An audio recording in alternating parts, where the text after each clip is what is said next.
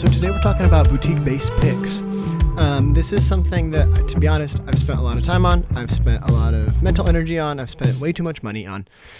And I figure my knowledge and experience and pitfalls in this area might help you, kind watcher of this video, who may or may not have an interest in what kinds of boutique picks there are out there. And, first of all, there's a lot of discourse about can you play bass with a pick.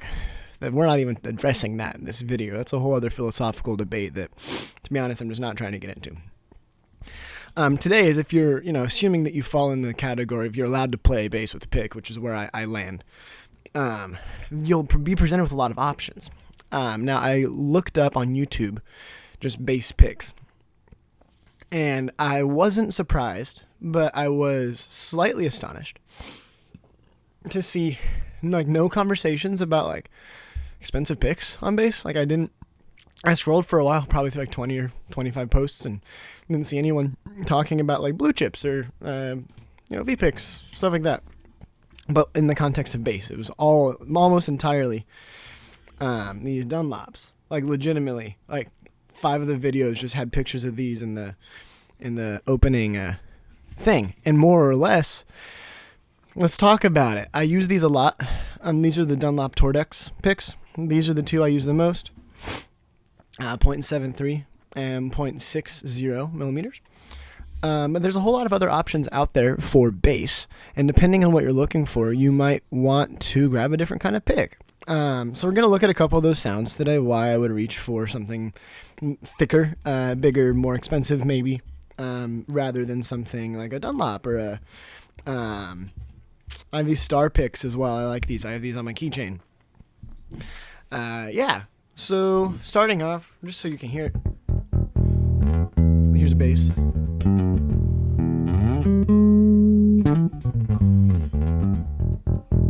Yeah, I think it sounds kind of good. Let's have a drink of coffee first. It's not the best cup I've made, admittedly. Not the best cup of coffee I've made. I recorded a 40-minute version of this video that I may or may not post. I do contradict myself multiple times. I was a little too hyper, and I think this will be a better shot at communicating this in an articulate way. But starting off, we have 2 main categories of picks we're going to talk about. We have thick picks, and that would be, for me, anything above a millimeter is thick. And anything below a millimeter isn't thick. This is afternoon. Everything after 12 o'clock is noon, or afternoon. Everything before that would be morning or, mid-morning, whatever you want to say. So the one reason I'm really big on, these smaller picks is when you're playing in somewhat of an aggressive manner, when you're playing with a thinner pick, and I didn't invent this. There is a kind of flexing that happens with the pick where, because of the thinness of it and the material, it bends against the string, and instead of the string itself bending, the pick bends. And as a result, you can kind of see, you get a cool kind of tone out of it, and you can play really hard without necessarily hurting your wrist too much. When I'm picking with a smaller pick, I'm always doing this thing as much as I can. There's a couple of things. One, this is not what I'm going for. There's a much more meaty sound. There's a lot more mids. There's a lot more low end. It sounds more articulate. To me, it sounds like the difference between someone reading off a teleprompter and someone not.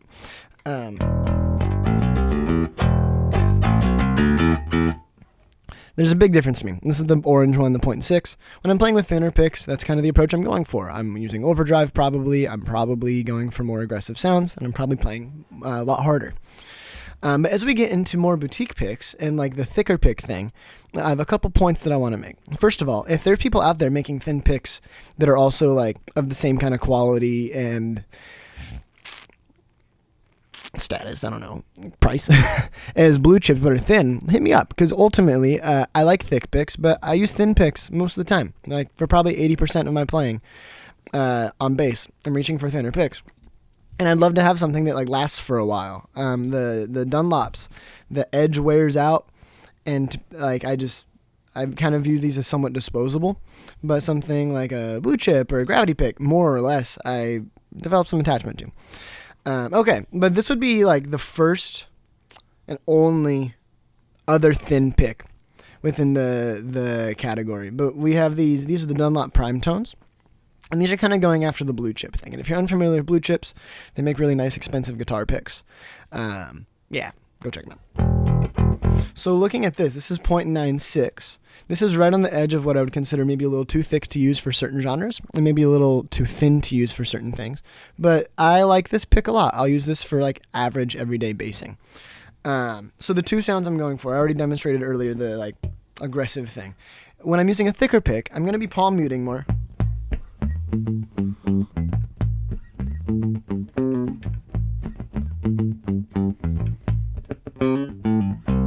Yeah, I don't think you can see the bass in the shot, but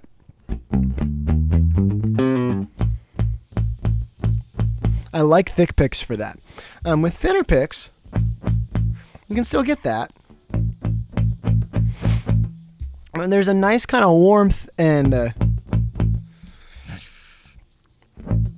yeah, especially that one. You lose a lot of the like scratchiness, which sometimes when I'm playing, especially in the Chris Stapleton genre and the kind of folksy thing where I want to play with a pick, but I don't want to come across as like a punk guy. These are great. So yeah, the Sculpted Plectrum 9.96 from Primetone. I have a bunch of these. I like these a lot. I like the Primetone. I think there's a Flow. That's what it's called. They're like very similar. They're a different material. I like this a lot, actually.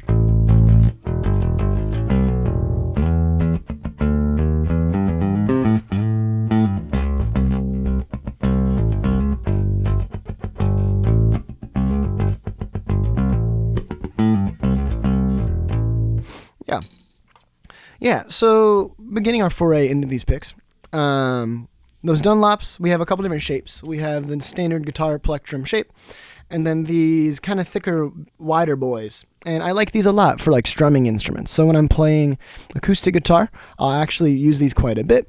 Sometimes when I'm playing short scale bass or a flat wound bass, they're cool. They do a really cool thing. I've recorded with these, and I'll play live with them. One thing that's worth stating about anything within like the blue chip family, the family of picks that are in like the blue chip category or the prime tones, and I know there's other people out there who make like kind of their attempt at this. Gravity, I think, has like their golden series. Don't take me to the bank on that. The material itself, and this is true of even the less expensive ones, as it gets more damp as a result of sweat or being hot from being just held in your hands all day, they do a weird thing where they actually kind of grip to you a little more. And I'll explain further. So these Dunlop Tordex picks, which are very common, I mean, legitimately, this is everywhere. I'm pretty sure like Green Day has an ad where they're like, you know, we used this pick for all of our records or whatever. So buy them. But with these, and then also it would be true of, I'm trying to think of other examples. Picks that are more, I don't know, it might have more plasticky, but that's not even true all the way. And there's a slight film. There's a slight layer of film here that when the pick is new and fresh, it actually sticks to your hand pretty well. And I don't experience dropping them. For the most part, they're nice and grippy and good. But once you've had them for a while, once they sit in your pocket, once they sit in the little pocket in your jeans, once they sit in your pick guard for too long, and they lose that powder coating and they become kind of slick. And that can be fine, but when I'm dropping a pick on stage, 9 out of 10 times, it's like one of these. I don't know why. I'm just keeping track of data here. But I think it's just because the material gets slicker. And as your fingers get a little more moist or, you know, warm or nervous, whatever, as you're playing, you can tend to drop them a little more. With the blue chips, and these other materials, they don't really do that as much. So if you're looking into the pick conversation, why would I ever want to spend more than $5 on one pick when I could get, you know, a pack of 12 for $10? This is the thing. I mean, if you're looking for an experience with your pick where you might not drop it as much, you might get different tones and textures out of it, I think it's worth exploring. If if drummers are going to talk about different drumsticks and snare drums and heads, and we're going to talk about different strings, I think the pick conversation is one to have as well. If we're going to spend a lot of time and money focusing on the tone and quality of our instrument, if we're going to look at different like boutique strings and all that in order to make us connect with the instrument the most, I think that picks are another thing in that conversation. And this is something that I don't see a whole lot of. And frankly, this is my hyper focus. So we're doing it. Going into real blue chips now, I have these two. I have a TD60 and then a TAD IR55. I really like how these sound. They're really warm and rich. There's not a whole lot of top end.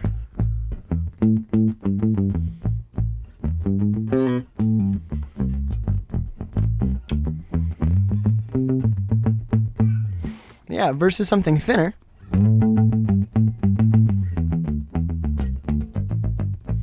Where you have a little bit more of a defined attack and a snap. With the blue chips, they're mellower. Which might not suit aggressive genres a lot, but if I'm playing, like, Tennessee whiskey,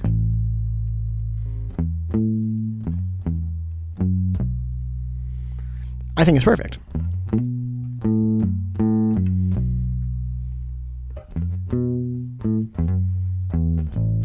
If you are using pedals, if you are using an amp and you adjust it mid-set, you can change picks as well while you're playing. I don't know if you're out there, but the person who needs to hear this, you're going to hear it. You can change picks mid-song even if you want. Multiple times when I'm playing live, I will bring along a smorgasbord of picks.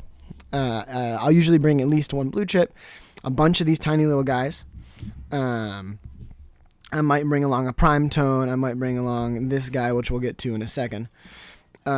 It's because mid-song, I might want a little more top end, and so I might switch to a different pick that brings that out. Especially if we're going from a thing where I might be using fingers for the first bit, and then a mellower groove mid-song, and then it ends on kind of a high note. I might switch picks twice. I might sound psychotic if you're not into that, but that's who I am. That's what I do. Again, not the best cup of coffee I've made. Okay, so we've gotten past the Dunlops. We've gotten past the blue chips. Worth mentioning, they're cool. Blue chips are expensive. We've got a couple honorable mentions as well. We have these V-Pick Euros. I like these a lot. They're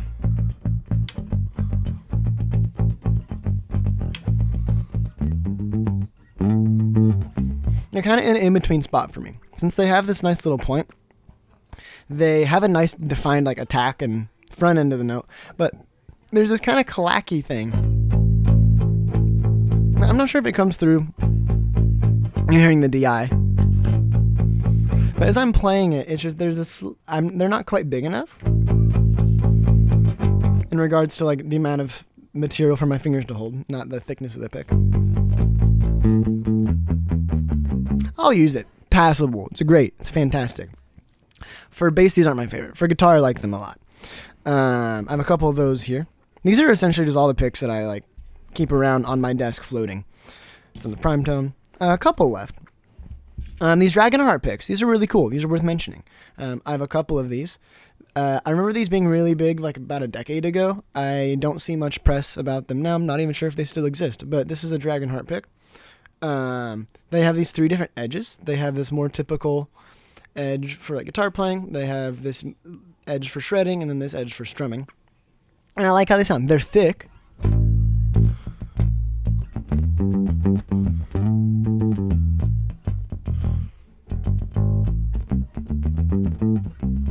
If I'm doing the mellow thing, they're really great. I like the way that this feels to kind of hold this rounded edge. Yeah. +1 for Dragonheart. I like them a lot. Next up, we have these, and I have a bunch of them, but this is a Gravity. This is a classic standard. This one's really, really big. Here, let me grab another one.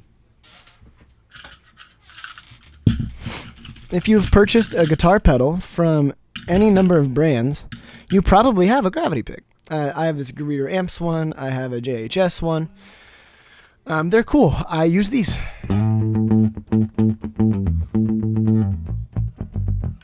Again, for the mellow plucky thing, I think they're great. My only complaint is if you're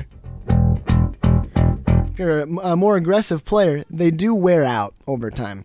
The acrylic edge kind of wears in a way that can be cool. It actually gives a little bit more of an attack, unlike the Dunlops, which I feel like kind of sound a little bit warmer as you wear them in. But this one I wanted to bring up because it's 6 millimeters thick, and there's this like misinformation I got as a bass player growing up that like if you're a bass player you use thick picks, and if you're a guitar player you use thin picks. I don't know where that came from, but I'm here to demonstrate that that's not necessarily true because I think this doesn't sound great.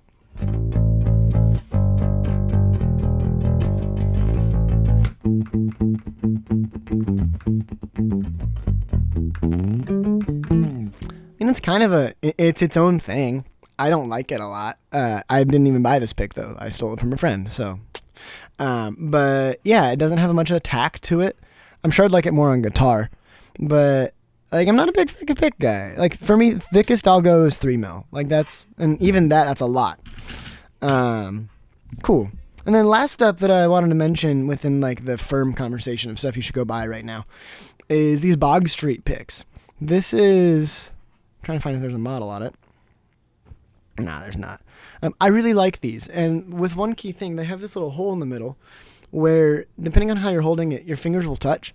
And for me, this is actually really essential because if I'm doing fast, especially on guitar, strummy bits, where I want the pick itself to flex and move around a little bit, you can actually grip it without really ripping it, which is nice and cool. But then just a slight adjustment of the grip, and now you're back in firm territory again. I really like this.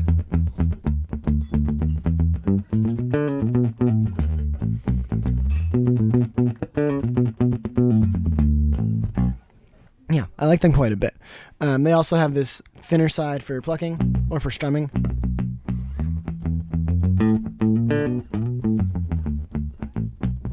It's really close. It's pretty cool. What else? Oh, this is another one worth mentioning. Tordex .88. This was like my pick for a long time. I still like them. And if you're using overdrive or dirt, I'm going to illustrate something real quick. So, these are semi-polished. Or not semi-polished, super polished strings from Labella. So it's kind of not the best way to illustrate it. But the ridges of non-flat wound strings, you can actually use to your advantage when you're plucking and get a little bit of that sound in.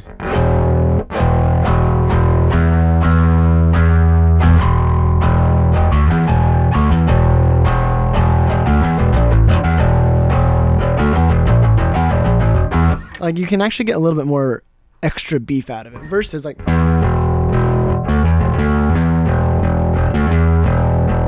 going back to the right way, in my opinion.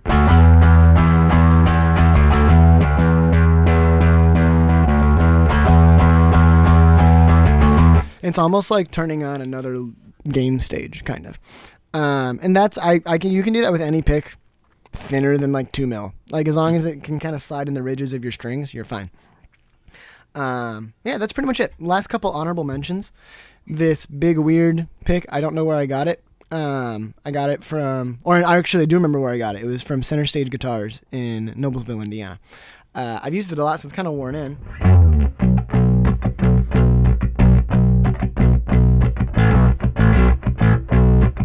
It's a little thick for me, for any kind of like aggressive or rock stuff, but it's fun and cool and I like it. And then these Thalia picks. Let me turn off my overdrive real quick. I like this a lot. They're made of wood, and they have a really unique thing to them, where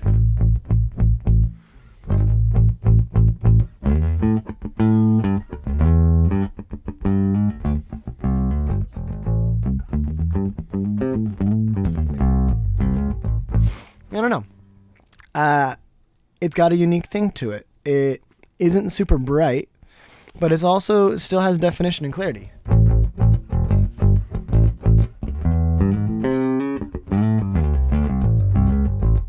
Yeah.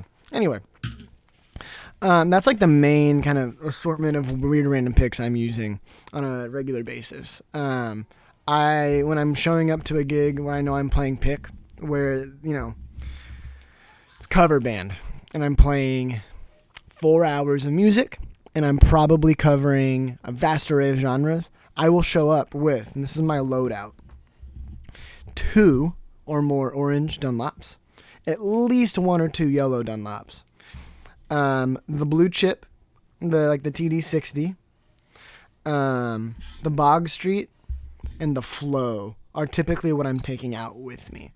I'm also not trying to walk around with like a pocket with $300 of picks. But this is generally what I'm doing. I want a couple thinner options for like rock and funk genres if I'm using a pick and not my fingers. I want to have some thicker options for the more mellow stuff, again, when I'm not using my fingers. And then some stuff in the middle where I don't have to think about it. But anyway, this was my hyperfixation for like the past couple years. So if you enjoyed this video, drop a like, drop a subscribe. Thank you very much. Have a nice day.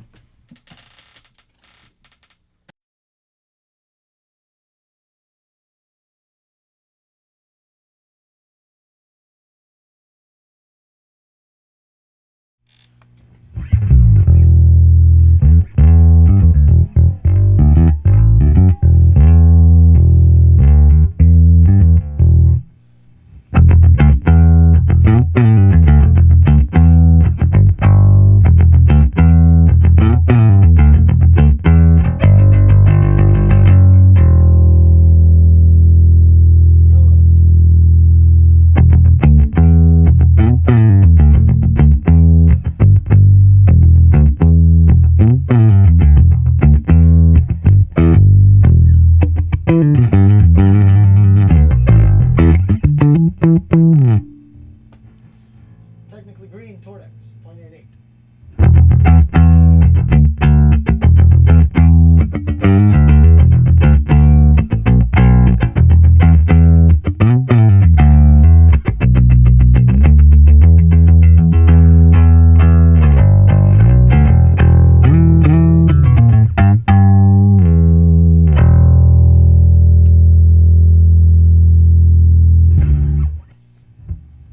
Prime tone.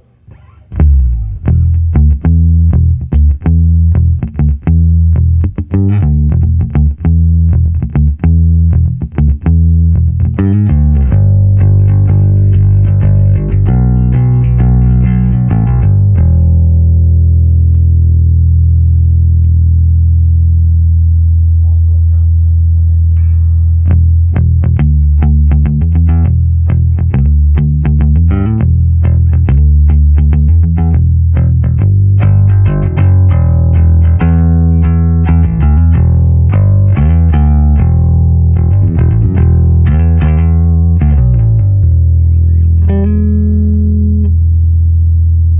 Flow, also prime tone.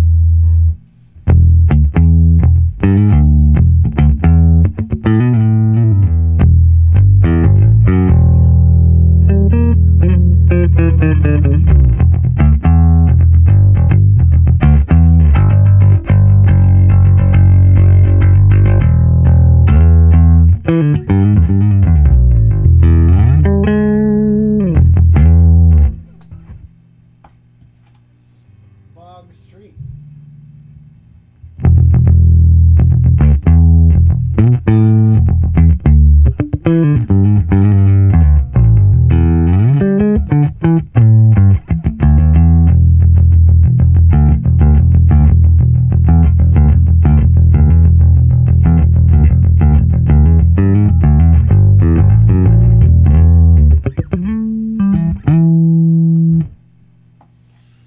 Gravity 6 mil.